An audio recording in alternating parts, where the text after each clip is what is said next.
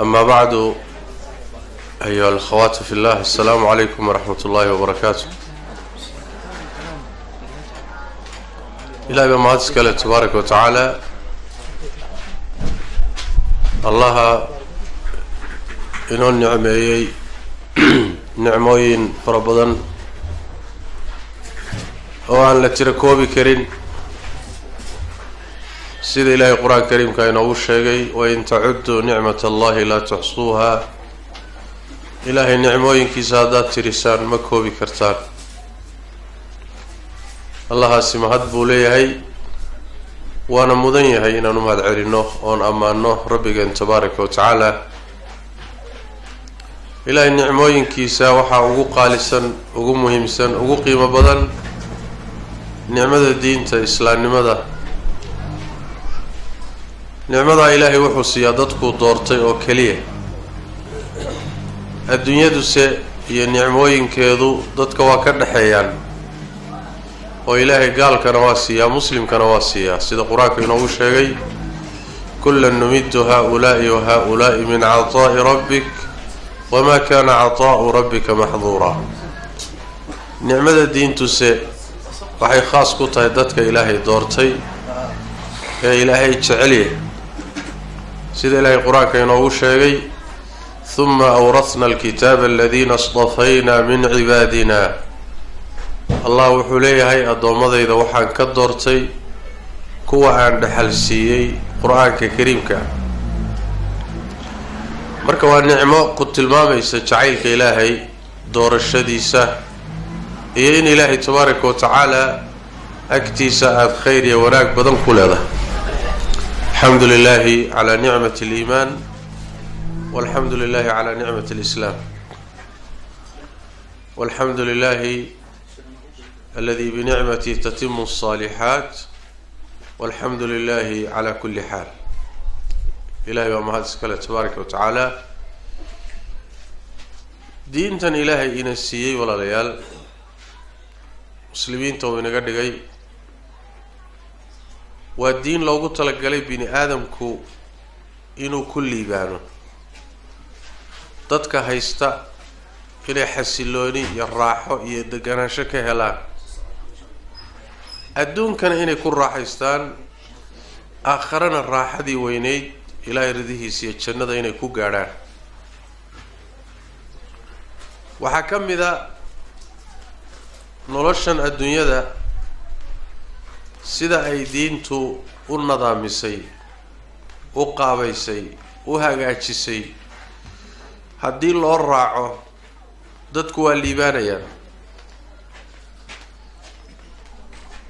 mujtamaca ama dadku bini aadamku wuxuu ka kooban yahay fardi oo hal ruuxa, qoyska oo laba ruux iyo ka badana nin iyo xaaska, ninka iyo xaaskii carruurta ah, iyo mujtamaca bulshada iyo dawladda ama shacabkiioo sii badhlaadhay oo qaran iyo noqonaya. kulli diinteennu nidaam bay u dejisay. shareecadu waxay u dejisay nidaamkii ay ku socon lahaayeen. noloshoo dhan inay diintani maamusho buu ilaahay u soo dejiyey. diintan islaamka ah ma aha diin gooni ku ah nolosha qayb ka mid ah, bal ilaahay wuxuu u soo dejiyey inay noloshoo dhan iyadu maamusho. haddaad fardi tahay, hadday qoys tahay, hadday bulsho tahay, hadday dawlad tahay, diintana ilaahay ugu talagalay inay dastuur iyo qaanuun iyo nidaamkii maamuli lahaa inay noqoto. ilaahay uguma talagelin dad muslimiina oo iimaan leh oo ilaahay rumaysan oo aakhiro rumaysan oo ambiyada iyo malaa'igta rumaysan oo qadarka ilaahay rumaysan kitaabka ilaahay tabaaraka wa tacaala intay haystaan haddana in ay nidaamyo kale iyo dastuuryo kale iyo dhaqamo kale soo qaataan ilaahay uguma talagelin. alla wuxuu ugu talagalay diintan kaamilka ah. alyawma akmaltu lakum diinakum wa atmamtu calaykum nicmatii ورضيت لكم الإسلام دينا. الله بايدي تبارك وتعالى ما أنت دينتي نيدين دميستري ودين دميستري وحبك ما دمنا نعمة يدين كركي نكون دميستري إسلام نمدنا أن رال يدين كان نقد الدين هان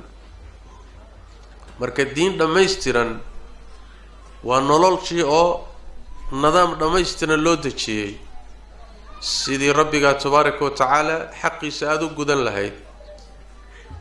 سيدي آد مخلوق حقي سأدو قدن لهي حقي رسول كان صلى الله عليه وآله وسلم حق لبدا والد حق درسك حق يحقوق ذا لبدا إسقبته حق عرورته أي والدك كليهين حقوق ذا والد كليه الماء كليه حقوق ذا أمده إسكول هذا هاي ودين الحقوق واي سيداس درادت بالنبي نوح صلى الله عليه وسلم إن الله تبارك وتعالى أعطى كل ذي حق حقه إلهي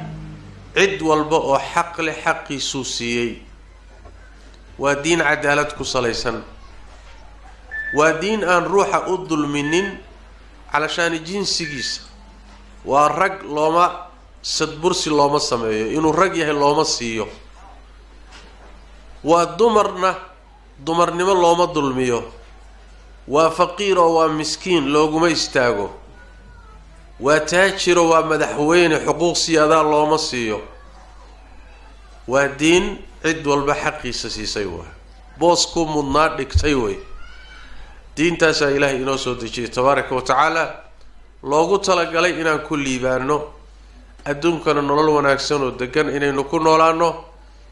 آخرنا إنان نكوكو ليسانو إلهي رضيه إسايا جنديس تبارك وتعالى وحيالها مركة دين تان قدها وين النظام كابلاران دجيسي ee wax walba systemkiya nidaamka u dejisay hatta wax kale iska daayay nolosha qaybaha ugu yar ayay nidaam u dejisay waki hadithki Abu Daawud ay soo saareen Salman al-Farisi radiyallahu ta'ala anhu warda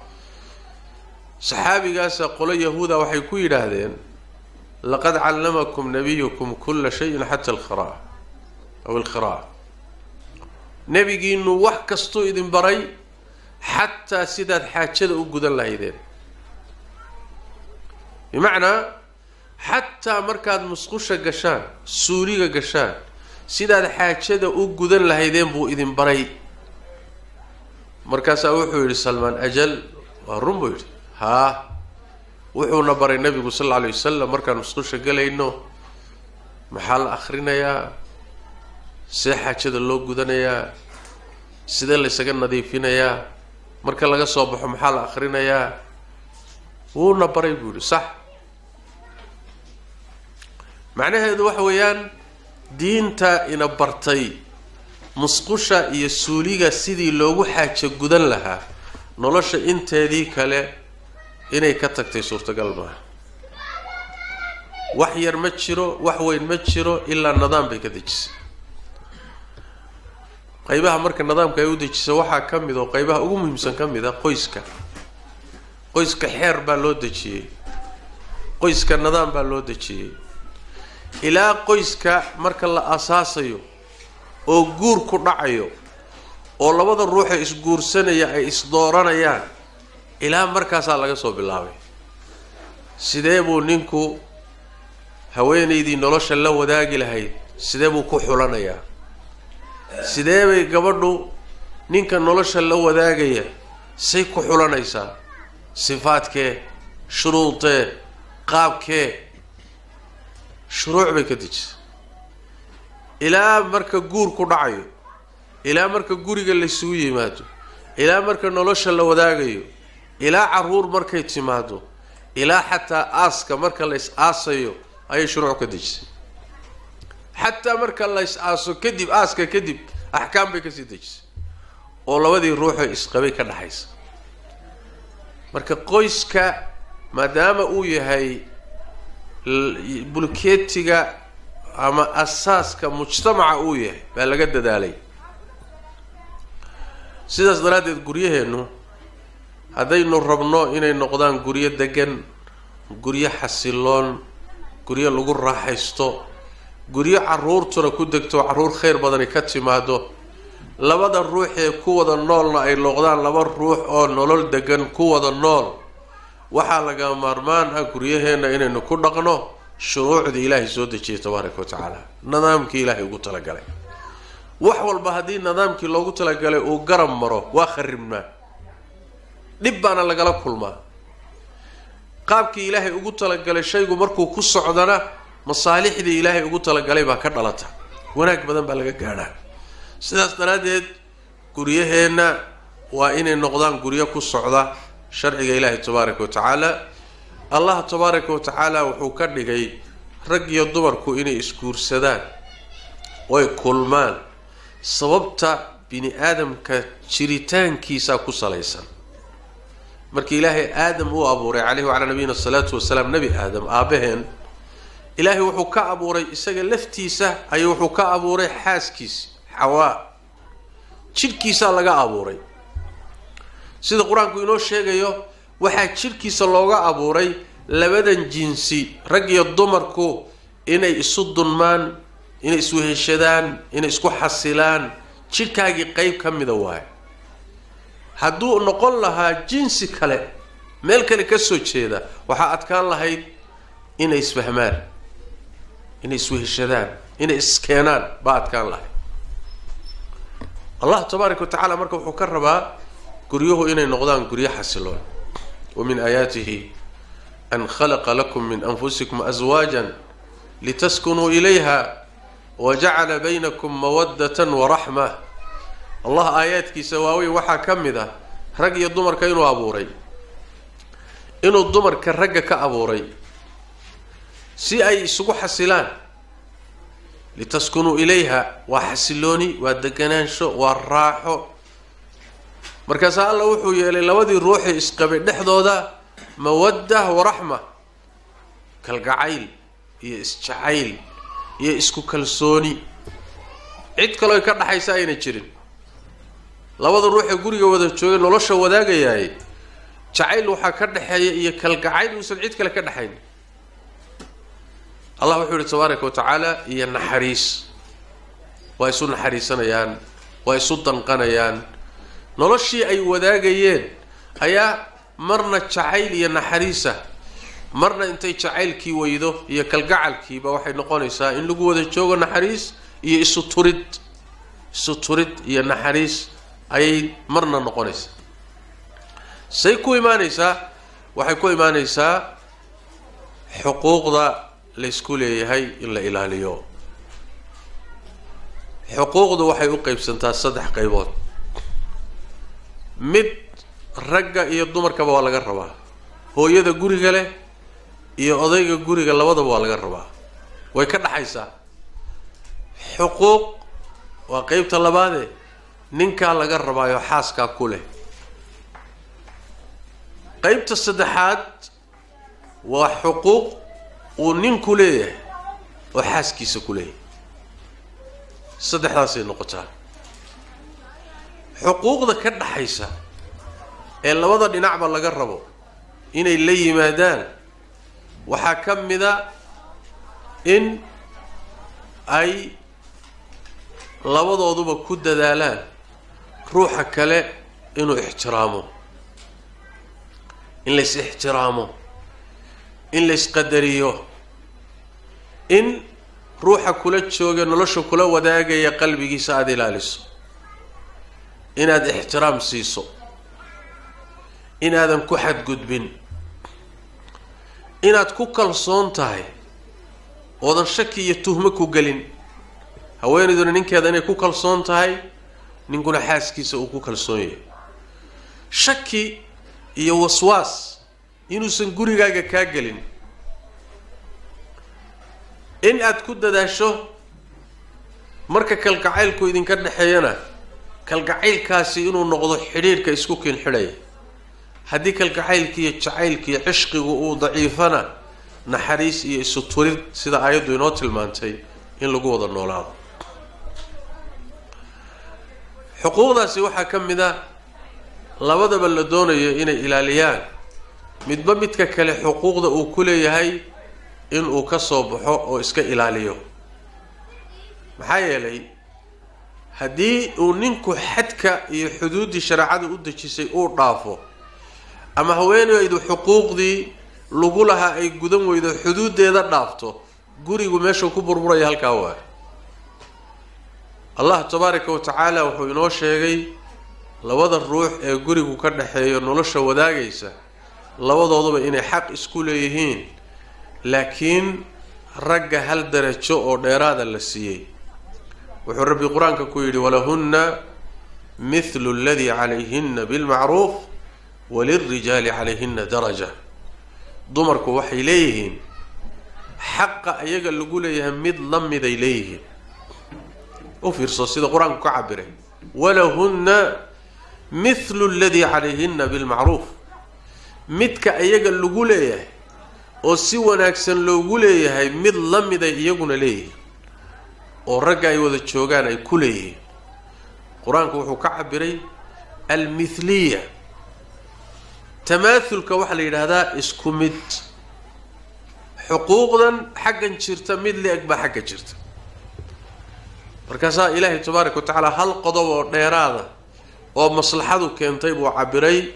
walilrijaali calayhinna daraja. raggu hal darajo ayay gooni u leeyihiin oo xuquuqdaa la isku leeyahay siyaado ka ah. darajadaasi maxay tahay? darajadaasi daruurada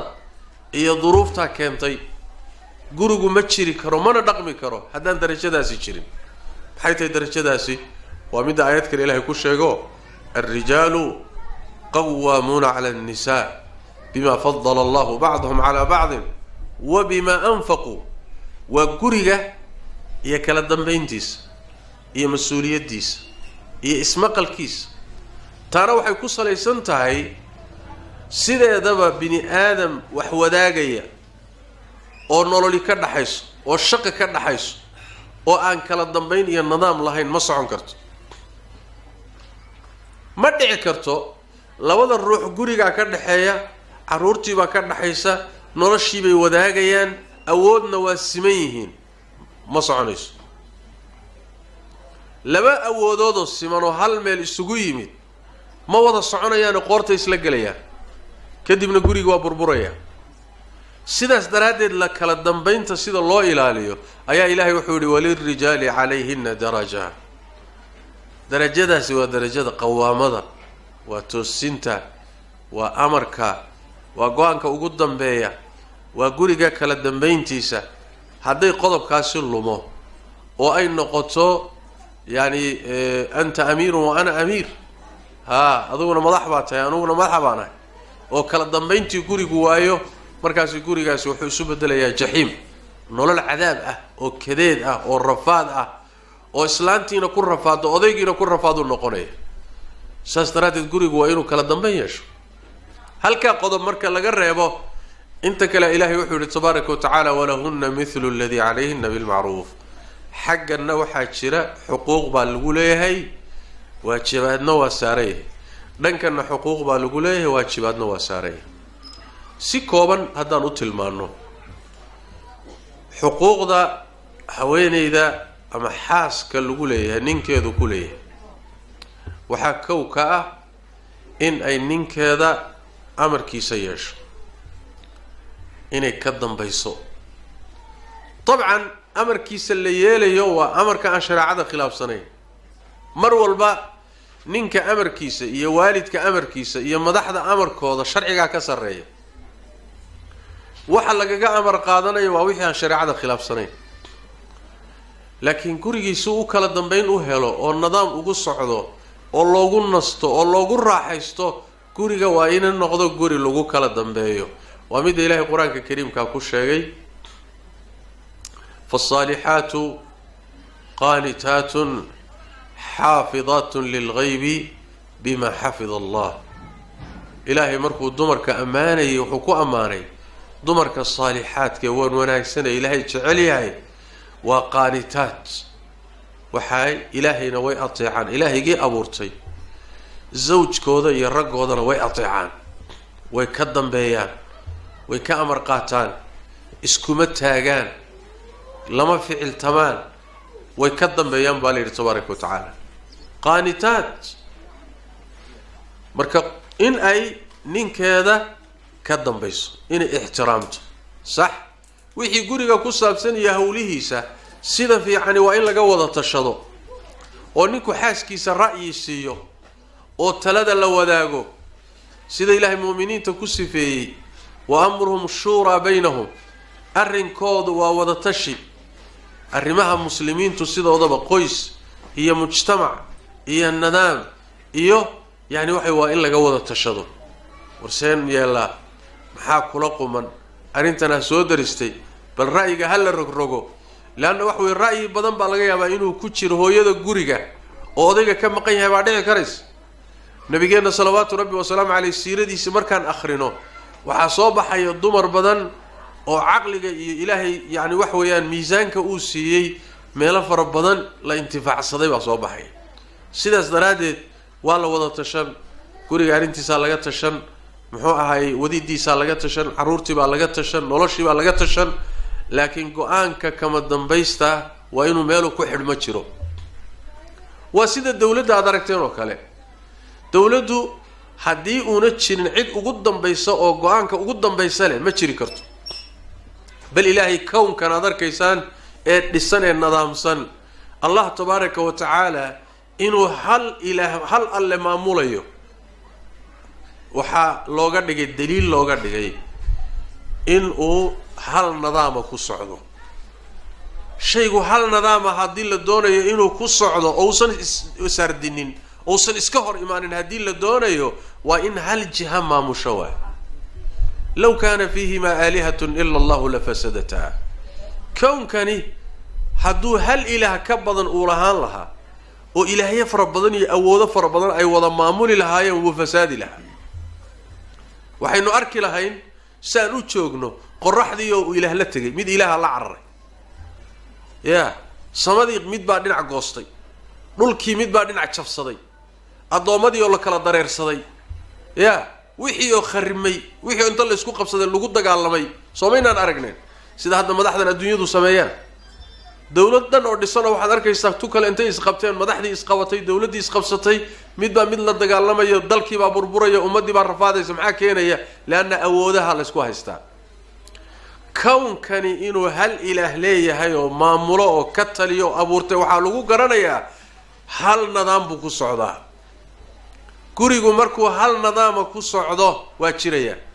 fasaadku ka badbaadaya khilaafku ka badbaadaya dhibku ka badbaadaya hooyada muslimadda marka waa inay fahanto guri degan xasiloon caruurtii ku korto ku barbaarto wax wanaagsan ka soo baxo janno lagu kasbado adduunka lagu raaxaysto haddaad doonayso guriga kala dambeyntiisa ku dadaal qodobkaasi wali waa qodobka gaaladu inagala dagaalamayso waa gaalada iyo munaafiqiinta la socdaay ee ay tarbiyeysteen waxay ku dadaalayaan wax way guriyaha inay burburiyaan oo ka soo galaan oo yiraahdaan ma nin baa ku gumaysani ma seebaad guriga ugu joog seebaad uga amar qaadani isku taag xuquuqdaada ilaasho iska dhici wax la yiraahdo in rag iyo dumarkii colaad laga dhex abuuro oo iyagii qoorta la isu galiyo oo la yiraahdo muxuu ahaayay gurigii oo dhanba conflict qoorta la isku jira haweenaydii ninkii ba iska ilaalin ninkii haweenaydii buu iska ilaalin waa systemka reer galbeedka haystiya gaalada ay ku burbureen waa حسد واحد waxay naga xastayaan anaga in mujtamacaadka naga dhisan yihiin guriyaha naga dhisan yihiin xasilooni raaxo ku haysano hooyadii ku ixtiraaman tahay ilmihii ku korayaan ayagoo wanaagsan odaygii ku nasan yahay oo ku reexaasanayo tana xasad ka haya waxay doonayaan jidkay mareen inay mariyaan walil asaf waxa uu adeegaya dumar iyo rag ay soo tababarteen oo ka dhiganaya muxuu ahaayay xuquuqda dumarka صح dumarku waa bini aadan ilaahay abuuray xuquuqda ay leeyihiin taraggo kala weeye marka qodobo maslaxadu ay keentay noloshuna qasab ay tahay inay jirto quraanku uu ka soo reebay sida saxdii wax weeye walahunna mithlu alladhi alayhinna bil ma'ruf marka wax weeye guriyuha ku kala dambeeya haweenayda ninkeeda isku taagta oo guriga kala dambeyntiisa aan ilaalinin waa haweenayda naashizada la yiraahdo waa naashizo waa ahlu naar naashizo waa ahlu naar sidaas daraadeed ayaa quraanka kariimka ah mas'aladaasi soo celceliyay gurigiisu u kala dambeeyo midda labaad weeye nabigeenu sallallahu alayhi wa alihi wasallam ahadiith farabadan buu ku amray gabdhaha muslimaadka iyo dumarku inay guriga nidaamkiisa kala dambeyntiisa ilaaliyaan aayadii hadaynu akhriyay baa kamida fasalihatu qanitat salaaha iyo wanaaga dumarka guriyaha leh waa inay ragooda ateecaan xadiidkii nabiga sallallahu alayhi wasallam sidoo kale wuxuu ahaa haweenayda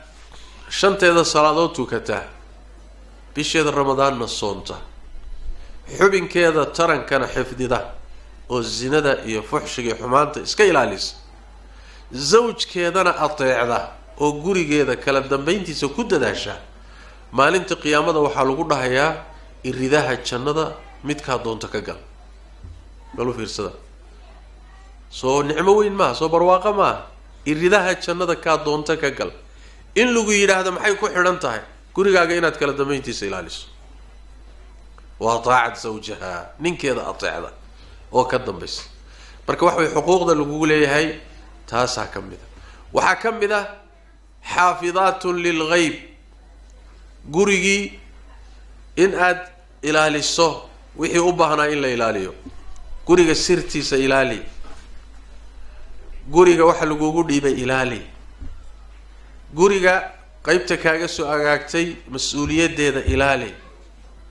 adiga naftaada iyo jirkaaga iyo cirdigaaga iyo gogosha guriga ilaali xaafidaatun lil ghaib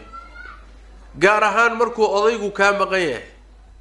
odaygii baa maqan gurigii adaa jooga mas'uuliyadii baa ku saaran naftaadana way ka saarantay inaad ilaaliso ilmihii iyo gurigiina inaad xifdidooda ilaalisaa ku saaran waa xuquuqda lagu leeyahay ayay ka mid tahay sidaas daraadeed baa nabigeenu sallallahu alayhi wasallam wuxuu yiri haweenaydii ninkeedii oo ka maqan diilkeedii iyo masruufkeedii waxay ku noolaayeen siiyay hadana baxday oo mas'uuliyadii guriga dayacday hanjabaad adag iyo goodi adag baa ku soo aroray waa halis sidaas daraadeed guriga waa inaad xifdidaan sirta ilaahay idin dhiibay waxa kamida guriga sirtiisa banaanka looma bixiyo gogasha sirteeda banaanka looma saaro cid kale lagalama sheekaysto dumarka imtixaanka ay qabaan baa waxay ka mid tahay meel marka la isugu yimaado lagu shaah cabahayo waxa la isaga sheekeeyaa guriyaha iyo asraartooda baba lagu shaah cabaaba war sax maaha gurigu sir buu leeyahay ninku guriga sirtiisa inuu banaanka geeyo sax maaha haweenayduna guriga sirtiisa inay banaanka geyso ma gurigu sir buu leeyahay inay surto hatta waxa laga cabiro fiirsada guriga markii uu muxuu ahaay hatta labada ruux markay isku dhacaan hatta guriga sirtii u qarsooneed isku dhacaas waa inuu banaanka u saarin waxa la doonayaa si ay u ilaashanaato sirta guriga u xifdisnaato waxa la doonayaa wixii khilaaf ay yimaado dhexdiina ka heshiiye banaankiisan u bixin haddaad ka maarmi weydaan dadka ehelka ah fab'athu hakaman min ahli wa hakaman min ahliha dad ehel ah oo guriga sirtiisa idin ilaalin karaya oo maslaxa ka shaqeynaya dadka raadiye banaanka u saarin markay banaanka u baxayso waa mar laga quustay oo laga samro waxba laga qaban karin markaasay maxkamad iyo aada banaanka inta ka horeysa guriga iyo sirtiisa iyo wada jirkiisa in la ilaaliyo marka inaad xifdidaan wixii ilaahay idin amray inaad xifdidaan oo guriga iyo sirtiisa iyo masaalixdiisa iyo daniis waxa kamida guriga mas'uuliyadda aad ka hayso hadaad hooyadii tahay khiyaanada iska ilaali amaanad haysaa carruurtu waa amaano naftaadu waa amaano gogoshu waa amaano gurigu waa amaano diilku waa amaano amaanada ilaali ha ku takrifalin amaanada lagu dhiibay ha khayaamin ilaahay khiyaanada ma jecla حتى بني آدم كعادي أنا تخيمت الله بتشعل المرة إلهي ما أقوله حتى قال هذا إلا خيام الله ما أقوله وحكي الإسكندر حتى قال هذا قري كاجا إسكندر نين كاجا إسكندر خيانة إلهي ما تشعل هي مكرجة مركب وحوي إن لقدبي الله لاب ونكشقيس وقري صاد وكشقيس الله يتكشقيس وبيلك الجودي بهاي عاد محو قري كذا ستوعد حول كسمة يستوعد حول كله صندوق كلام ماشي كوي على صندوق كله ماشي للربي كلسوني إيو كوريجا هلا وضع لسوء هلا وضع كوريو وابل كلا شقيسنا يابا وحاسا كوري كوتشري الله تبارك النبي صلى الله عليه وسلم وكينو شيء لوضع الروح وحكنا حيسا حدي أمانة إلهيان حيسو عديان سي كلسونية وحكوة وطان إلهي تبارك وتعالى وحا كدحي وأو بركيا وحوذا والله بركيا لكن هذا بيان يسو شيغان او اسخيامان waxa ay wadaagayaan barakada laga qaada gurigi baraka male aroorti baraka male waa lagu kadeedan yahay adaa ka shaqeeyay saas daraadeed guriyaheenu khiyaano ma guriyaheenu meel isku khiyaamo ma ninkuna reerkiisa ma khiyaamo iyaduna ninkeeda ma khiyaanto waa dadkii isugu kalsooni badnaa waa dadkii wax walba wadaagi lahaa waxa ka dhaxaysa sir aan cid kale ka dhaxayn sir aan hooyada kala dhaxaynin oon aabaha kala dhaxaynin baa ninkaaga kala dhaxaysa xaqiiqo waay aad sidoo kale to wuxuusan hooyadii la wadaagi karin aabihii la wadaagi karin ilmihiisa uusan la wadaagi karin buu adiga kula wadaaga waxay mudan tahay marka guriyaheenu inay kalsoonidaas deganaanshahaas xasiloonidaas inay yeeshaan waxay ku imaanaysaa xuquuqda ilaaliya waxa kamida guriga sida nabiga sallallahu alayhi wasallam xadiidkii xajjatul wadaa uu ku sheegay xuquuqda lagu leeyahay dumarka waxa kamida inaysan guriga u idmin cid ninku diidan yahay haddii uu ku yiraahdo gurigaas hebel ma soo gali karo ama hebla ma soo gali karto waa inaadan soo galin inaad challenge la samayso ninka tiraado ma way soo gali ma uu soo gali oo ma arabtaa marka ya xaqa uu kugu leeyahay bay kamid tahay in aadan gogoshiisa u dhigin gurigiisana soo galisin ciduna raali ka ahay xuquuq lagu leeyahay xuquuqda uu kugu leeyahay ay kamid tahay oo xaaska lagu leeyahay maxay ilaahay noqoto in gurigi cid walba iska soo gasho ninku wuxuu ilaashanayaa cirdigiisa wuxuu ilaashanayaa sharafkiisa wuxuu ilaashanayaa gabdhihiisa wuxuu ilaashanayaa gogoshiisa wuxuu ilaashanayaa xaaskiisa mas'uuliyad baa ka saaran mas'uuliyadii ka saarneed buu ilaashanayaa sax lama rabo ninku inuu masayrow noqdo masayrow shaki badan oo cudur ku noqdo marka dambe oo yiraahdaan meeshan yaa maray oo halkan maxaa dhacay oo meeshan raad baa galay oo kaba meeshan yaalay oo gogoshu saaka markan ka tagay sidan uma oolin oo meesha yaa soo galay waa cudurkaas waa qeyradii iyo masayrka shariicadu diiday waa laakiin waxa la doonayaa sax inaad ninkaaga يعني وحوي زي مسيجاga aad mar walba ku kaalmayso gurigan sidoo ku ilaashan Allah xuquuqdiisana loo xifdin lahaa waxa kamida mas'uuliyadka hooyadu ay leedahay xuquuqda lagu leeyahay caruurta tarbiyada qaybta kaga aadan inay qaadato nabigeenu sallallahu alayhi wasallam markuu lahaa kullukum raa'in wa kullukum mas'uulun 'an ra'iyatihi wuxuu nabigu sallallahu alayhi wasallam wal mar'atu ra'iyatun fi bayti zawjiha wa mas'uulatun 'an ra'iyatiha haweenaydu ninkeeda gurigiisay mas'uul ka tahay iyada isaga loo diray ilaahay raaciyay waana la weydiin doonaa maalinta qiyaamada wa mas'uulatun 'an ra'iyatiha guriga iyo saad ula dhaqanto iyo saad u dhaqdo ilaahay hortiisa maalinta qiyaamada su'aal baa ku taal sidaas daraadeed inaad guriyaha xifdidaan ilaalisaan xuquuqda gudataan waxa kamida xuquuqdaasi xuquuqda gogosha kamida guriga hadii la isugu yimid ilma la kala dhali rabo shahwadii la isku gudan rabo waxa la rabaa xuquuqda gogosha inaad ninkaaga tamkiiniso nabigeenu wuxuu sallallahu alayhi wasallam haweenaydii ninkeedu uu gogosha ugu yeedho oo diida habeenkaasi malaa'igta u cadhurta ya malaa'igta lacnadaan dhila haday sidaasi ku socotana ilaahay bay la kulantaa isagoo xariisay marka waxa way gogosha khaasatan dumarka Soomaalida ah meelaha aad looga calacalay ka mid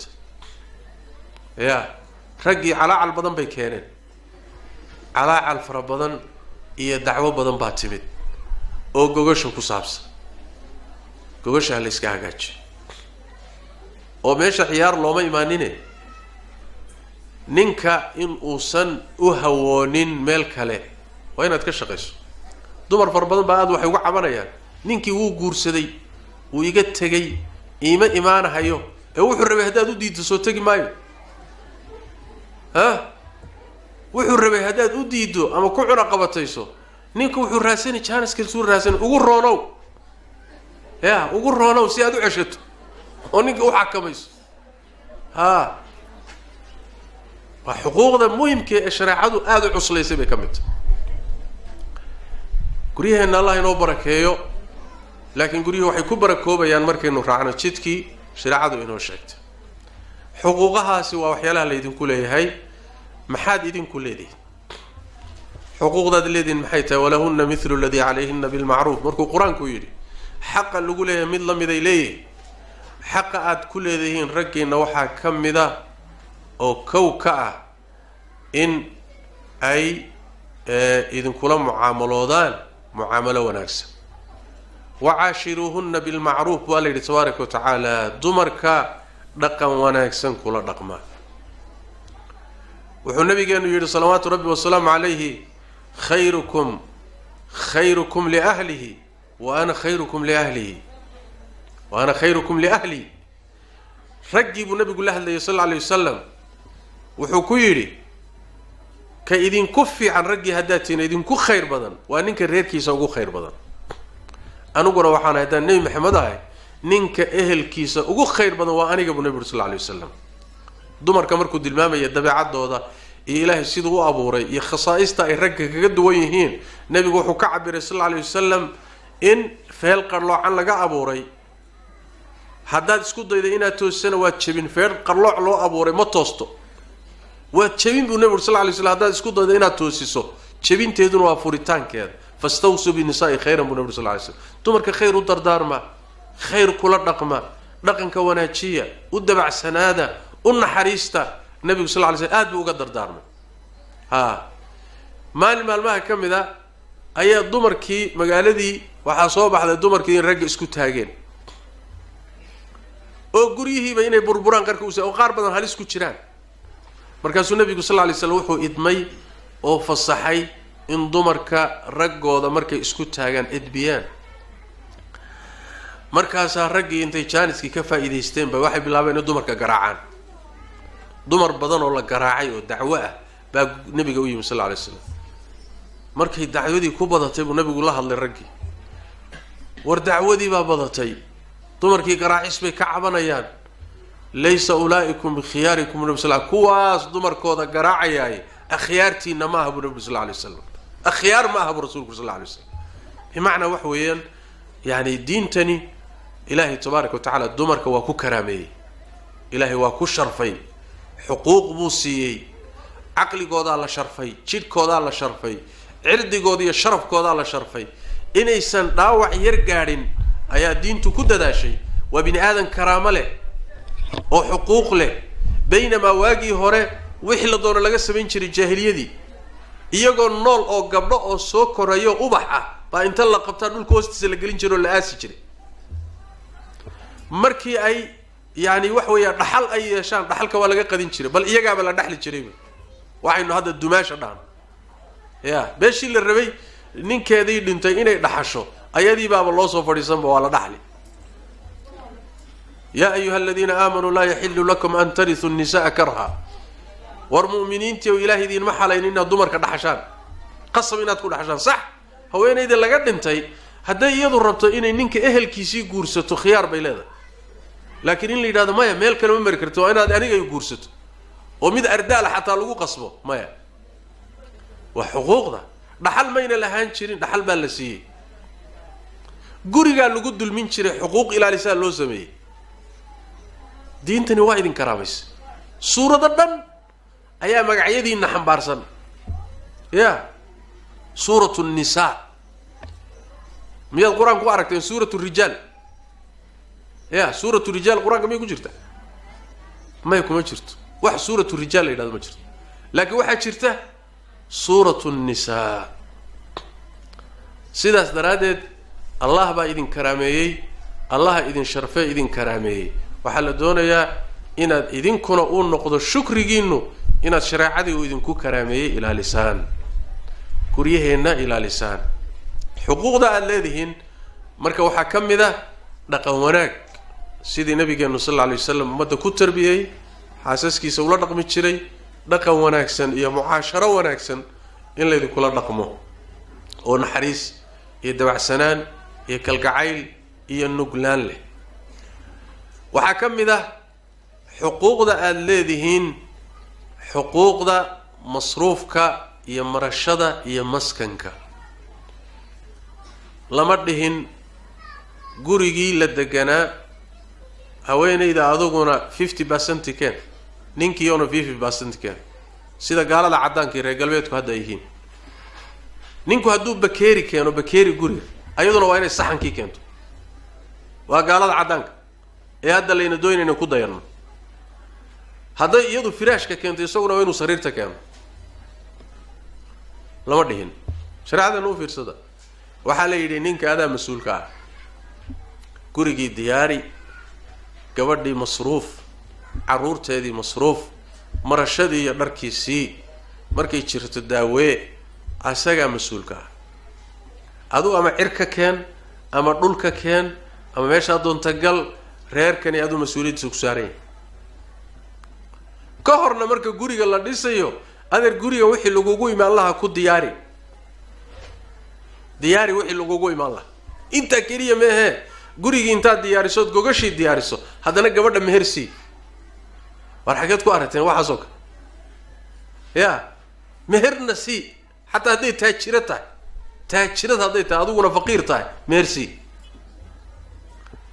xoolo iyaga u khaasa waay hatta haday taajirata tahay isaguna faqiir yahay reerka inuu iyadu ay masruufto laazim kuma aha xoolaheeda ninkeeda way ku sadaqaysan kartaa ilmaheeda way ku sadaqaysan kartaa laakiin waa ihsaan iyo samafal iyo wanaag waa laazim ah ya waa kii Abdullah ibn Mas'ud xaaskiisa sadaqayda macdayna la baxdo markaasuu Abdullah wuxuu ku yiri aniga caruurtaada ayaa mudan aniga caruurtaa mudan nasiib waxan aad meel kale u sii wado markaasuu waxay tiri maya sadaqaan u rabaa naanaga inagu baxdaay nasiib maya ila annabi uu tago sallallahu alayhi wasallam rasuulka uu timi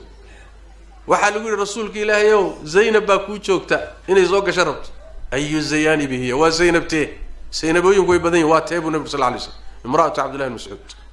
xaaski Abdullah ibn Mas'ud waa ha soo gasho nabi sallallahu alayhi wasallam markaas waxay tii rasuulka ilaahayow ina wax sadaqaystaan damcay kadibna ninkayga Abdullah baa ugu dhago wuxuu yiri aniga caruurta mudana nasiib maxaan sameeyaa nabigu wuxuu sallallahu alayhi wasallam waa runtii waxaad wax siiso ninkaaga iyo caruurtaada ugu mudan Soomaaliyeed laazim kuma aha Abdullah wuxuu ma haysta markaa laakiin xaaskiisa waxa la hayd u fiirsada masruufka iyo marashada iyo reerkan iyo dhaqankiisa iyo gurigiisa iyo ninka laga rabaa waa mas'uuliyad rag la saaray waa hadaad adigu caawinayso oo kaalmeynayso waa khayr Allah ku siiyo waa ducaysan tahay iskaalmeyntu iyo wax isla qabashadu meesha waa ku jirta laakiin xuquuq marka la yiraahdo hal kala qeex haday noqoto xaqaasi rag ku saaray waxa kamida xuquuqda ay dumarku ragooda ku leeyihiin sidoo kale xuquuqda gogasha baahideeda gogasha inuu daboolo inta tabartiisa inuu xaqa gogasha u bixiyo kolba intuu kari karayo waxa kamida xuquuqda aad ku leedihiin aad ragga ku leedihiin waxa kamida inuu sharafkiina iyo cirdigaaga inuu ilaaliyo ku difaaco ila heer shariicadu waxay gaarsiinaysaa ninka asagoo cirdigiisa reerkiisa difaacaya hadii la dilo waa shahiid يا من قتل دون أهله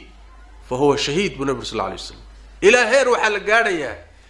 inuu ninku reerkiisa iyo qoyskiisa in xumaan lagu sameeyo uu ka xigo in la dilo oo u dagaalamo muxuu dagaalamayaa sharaftaada iyo qaraamadaada iyo ilaalinayaa sidaas daraadeed waa shareeco qaabka wax u dhigtay xaggan waxay qeexday xuquuqdii dumarku lahaayeen dhankanna waxay dhigtay xuquuqii raggu lahaayeen dhexda waxay dhigtay xuquuqda idinka dhaxaysa haddii xuquuqdaasi la ilaaliyo oo dhinacyada ka kala imaanaysa guryaheenu waxay noqonayaan guryo degan guryo lagu xasilo guryo nolol wanaagsan guryo lagu raaxaysto guryo aan mushkilo lahayn sax marmarka qaarkood bini aadam baa le mushkiladu waa iska soo baxaysa laakiin haddana xal bay shareecadu u samaysa waxaan doonayaa inaan idinku daro haddii khilaaf yimaado guriga khilaaf soo galo see loo xalliyaa khilaafku wuxuu ka yimaadaa ama ninkii baa laga waayay xuquuqdii ama haweenaydii baa laga waayay xuquuqdii ama waxaa dhici kartaba dabeecaddii baa isu keeni weyday alarwaaxu junuudun mujanada buu nabi sal lla alay wasalam bini aadamka arwaaxdiisu waa ciidamo kale waxaa laga yaabaa laba ruux oo dabeecaddoodu isfahanto oo ruuxdoodu isqaadato laba ruuxna inay kala boodaan oo isqaadan waayaan soomaalidu waxay yidhahdaan labadanada jin baa col ah labadanada jin baa col ah wax jinoo cola ma jireen arwaaxdiinaa iskeeni waaya dabeecaddii baa iskeeni weyday markaasoo kale haddii gurigii yani waxa weye arrintaasi ku dhacdo maxaa loo baahan yahay kow waxay u baahan tahay in laisu sabro ya meesha ugu dambaysa lagama qabto waa la isu sabraa waa la isu dulqaataa khayr badan baa ka dhalan sabirka iyo dulqaadka adigoo arkaya inay xuquuqii kaa maqan tahay waxaad rabtay inaadan haysanin ayaa haddana la doonayaa inaad sabirto ina allaha maca asaabiriin wax badan buu ilaahay ku siinaya imisaa hooyo dhib badan kusoo sabirtay guriga rafaadkiisa ku sabirtay odaygii xuquuqdii ku maqnayd ku sabirtay ilaahay khayr badan ka siiyey oo wanaag badan iyo aakhiriya jannana ay ka heshay rido ilaahay ku gaadhay caruur barakaysan ilaahay ku siiyey tabaaraka wa tacaala ya sabirkay sabirtay iyo abaalgud wanaagsan ilahay adduun iyo aakhiraba ku siinay marka guryuhu sabir bay ku dhisay markii laga yimaado kalgacaylka iyo naxariista sabir bay ku dhisay guryaha waa in laysu sabro laysu dulqaato bini aadankaan arkaysaan midba dabeecad buu leeyahay midba ilaahay sibuu u abuuray sida wejigeenna sawirkiisu u kala duwan yahay oo midabkeenna u kala duwan yahay baa dabeecaddeena u kala duwanta saas daraaddeed bini aadam baa leeyahay wa kullu bani aadam khataa gafkeennaa badan turunturadeenna badan waxyaalo badan baa xad badan baynu gudbaynaa marka waxa weye dulqaad bay u baahantay haddii dulqaadkii la waayo laysu sabri waayo xalku muxuu yahay xalkaasi waxa weeye marka gacmo geel jira hoos baa loo dhaqaaye hoos wax u xallista ya wada hadla sheekaysta tashada wax isla xalliya dhinacyo badan ka fiiriya carruurtiioo duurka aadi doonta hooyadiioo garoob noqon doonta odaygiioo bannaanka u bixi doona warbaltalada aan rogrogno yaan lagu soo boodin gabadhu wax yaroo khilaafa markuu dhaco hadday uu ninka kuleetiga ku dhegto oo tidhaahdo war ifur ama toorri soo qaadanto sida dumarka soomaalida toorri su-aalaha ugu fara badan ee hadda nala weydiiyey waxa weeye sheekhow islaantii toorri bay soo qaato anoo hurday dhuunta igaga qabatay markaan baxsan waayena waad furan tahay baan idhi furitaan baan ku baxsaday miyay furan tahay mise ilaa naftaan kula baxsanahaye war dumarka ragga toorrida ka daaya oo biyaha aad u kululaysanaysaan iyo saliiddan aad kululaysaan ka daaya ya sax ma aha waxaa loo baahan yahay in laysu sabro laysu dulqaato haddii sabirkii la waayo waa in la wada tasho warseen yeelaa ya war waqtigaasaa la joogaaye adiguna aminkan bannaanka kuma dhici kartid aniguna aminkan ma garoobayn karee war maxaa tala ah halaysu tanaasulo markaa ya war adiguna xagga ka soo tag war aniguna waxaa ka bedelo war sidan aan yeelno ha la wada tasho shaydaanka la iska naaro hadday socon weydo dhexdiinna hawshii ka socon weydo maxaa xiga waxaa xiga barnaamijka arrinta ha fogeynina qoyska arrintiisana meel fog ha ku tuurina waxaad samaysaan dad ehelka ah oo caqli iyo diin iyo garasho iyo waayo aragnimo u saaxiib ah talada u gacangeliya waxay idinkula taliyaanna raalli ku noqda waa midda qur-aanka kariimku leeyahay fabcathuu xakama min ahlihi wa xakama min ahliha waxa ka horeysay isu tanaasulka inaad xuquuqdaada qaar ka tanaasulsho asagii ku tanaasulo meel dhaxal isugu yimaado waa mid quraanku ka cabiray wa in imra'atun khafat min ba'liha nushuzan aw i'radan fala junaha alayhima an yusliha hadday haweenaydu aragto ninkeedii oo ka sii jeeda oo meel kale wax ku lisaya oo kalgacaylkii iyo jacaylkii iyo wanaagkii iyo mucaamalaadkiisii wax iska bedeleen oo dhinac kale u sii socda Allah wuxuu yiri tabaaraka wa taala in ay markaasi tanaasusho oo xuquuqdeedii qaar kamid ah ka tanaasusho isagana dambi ka soo gaari maayo iyadana dambi ka soo gaari maayo waa midii ku dhacday Sauda حاسكي النبي صلى الله عليه وسلم سودة بنت زمعة رضي الله تعالى عنها وعن سائر أمهات المؤمنين وحي هيد هويني يدو الدأوين بنبي قرصدي صلى الله عليه وسلم إلا رسول كان صلى الله عليه وسلم سيدي هذا بقى دمركو قرصدي قراب بي وضع هاي مركا عاشر لغا صور قاربو يقو واوين ودأ النبي قرصدي صلى الله عليه وسلم سودة النبي مركو قرصدي ويدأو ذي xoga waxay istiri amu nabigu ku furaa markaas waxay soo jeedisay rasuulka ilaahay deedaadaasaan ahay طبعا waxay rabtaa inay xaasaska nabiga aakhira ka mid noqoto wax weyn Soomaa markaas waxay tii rasuulka ilaahay waxaan soo jeedinayaa habeenkii aniga aad iimaan lahayd dumarkaaga mid aad ugu jecesho Caaisha ku bedelo habeenkaasi anigana xarigu hay ugu xidhnaado oo yahay ay furin فلا جناح عليهما أن يصلح بينهما صلحا تنازل إنه يماده وأما يسقي حقوق دي كتنازل أما يدو تنازشه الله وحوري والصلح خير إن ليسوا التنازلات كخير بدن كوري وينو بربرو صوما إن ليسوا التنازل صلح يهشيس لقاله أياه الرأي هدي أي لوضو ضدافته لو الروح مركي إهله وعقلي يدقناشن وصاحبه ودين تقرنيا والإسليه وناك بكشقين دوران تلادها اللور ديبا قوريغانا هلوغو حليو هدين لوضاسي أي دافتو ومركا أي بركام مالي نقط ولما وضا النولان كرا أي نقط مركاس الله أمدو لي مركا وإن يتفرقا يغني الله كلا من ساعته هذا مركا كلا تغان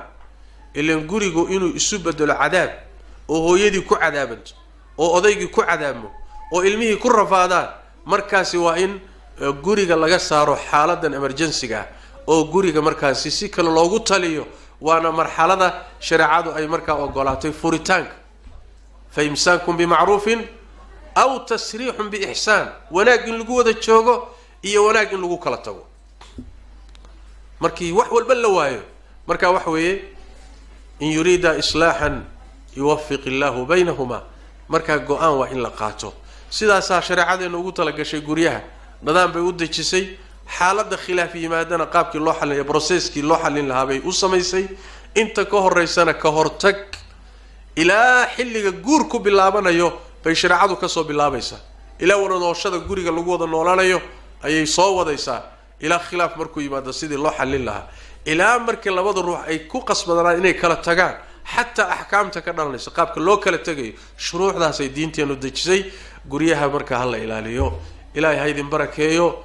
هو ينباتهين هبلاتهين مستقبل بين دورنا محوها هاي جيري بس صوص عطا ما المهنا نول لا كليه معها وحين الرميسنا نولد دم باكرتا نولش الدم باكرتا كم يسمى مدة ما تأجوت مدة الدم بآخره إنه كنت شنو إن شاء الله تعالى إنه ميل ونكسن كهله انت انه ادون كجوجننا aynu ku dadaal biidilaahi tabaaraka wa taala inaan diinteena ilaashano ilaahay wuxuu jideeyay wax dhaama ma jiro xeer jajabna guriga kuma dhaqmi karaan waxyaalo dhaxal oo laga dhaxlay umahado horo tagayna guriga kuma dhaqmi karaan dhaqan gaala laga soo ergistayna guriga kuma dhaqmi karaan dhaqan gaala laga keensaday guriga kuma dhaqmi karaan guriga way ku burburaan ayaga guriyahoodii burburiyay oo caruurtii qaxday oo hooyo kadeedan tahay oo aaba kadeedan yahay oo nidaamkii qoysasku u dhisnaayeen kulli baabeen marka waxa weeye gacmahooda intay guryahooda ku kharibeen bay doonayaan inay nagana ina kharibaan saas daraadeed aynu insha Allah taala guriga isku xidhnaantiisa iyo nidaamkiisa iyo xuquuqdiisa aynu ilaalina waliba dumarka dhankiina ka dadaala insha Allah ta'ala hadda idinkaan idin la hadlayaa ragga munaasabada lagu la hadlay waa munaasabad kale oo iyagana waa laga la hadlay wixii xuquuq ah laakiin hadda idinka oo hor fadhiya oo wax idin sheegayo insha Allah ta'ala guriyaha laga taxadaro hana la ilaaliyo guriyaheenu haday liibaanaan oo xasiloonida helaan caruur fiican baa ka soo baxda gabadh fiican oo qiimo leh baa ka soo baxda wiil fiican oo mustaqbal leh baa ka soo baxa caruur si fiican u fikiraysa ka soo baxda laakiin guri hooyo aaba isku maran yihiin oo un qoorta isugu jiraan oo islaynayaan caruurta ka soo baxda caruur saalan ma gabadh waxa ka timaada iyo caruur confuse maskaxdooda dhan baa ayna deganeyn ayaa ka timaada caruurta mustaqbalkooda saameyn weyn bay ku leedahay labada waalid iyo isfahamkooda hatta haddaad iskhilaaftaan oo dhexdiina khilaaf ka jiro ilmaha dareensiinina ilmaha dhexdooda ha ku murmina hortooda ha ku murmina hortooda ha ku dagaalamina hortooda isku afdhaafina hadday ka maarmi weydo xaaladi timaado caruurta iska saara ama banaanka uga baxa caruurta markaad la mucaamaloonaysan ha u muuqato laba ruux oo isjecel oo israba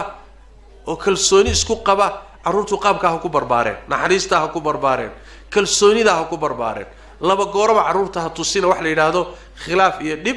adiga iyo ka dhaxay idinka dhaxeeya ninkaaga marka Allah idin barakeeyo